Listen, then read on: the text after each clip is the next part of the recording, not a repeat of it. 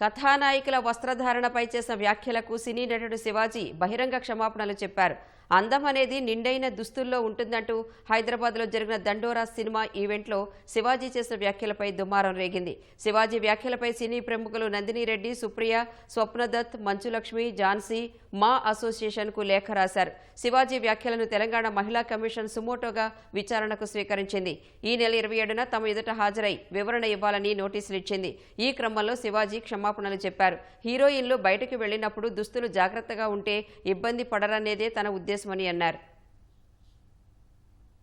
Heroines ఈ మధ్య కాలంలో వాళ్ళు ఇబ్బంది పడ్డ సందర్భంలో 4 మంచి మాటలు చెప్పాలని చెప్తూనే 2 అన్పార్లమెంటరీ వర్డ్స్ నేను యూజ్ చేయడం జరిగింది. ఒక ఊరు భాష మాట్లాడాను, అది చాలా తప్పు. అయినో మై సిన్సియర్ అపాలజీస్. నా ఇంటెన్షన్ మంచిదే, కానీ ఆ 2 పదాలు దొరకకుండా ఉంటే ఈరోజు ఈ పరిస్థితి లేదు. ఇండస్ట్రీలో ఆడవాళ్ల మనోభావాలు దెబ్బతిన్నందుకు, అలాగే మహిళలు ఎవరైనా దీన్ని తప్పుగా అనుకుని ఉంటే మీ అందరికీ నా సిన్సియర్ అపాలజీస్ అమ్మా.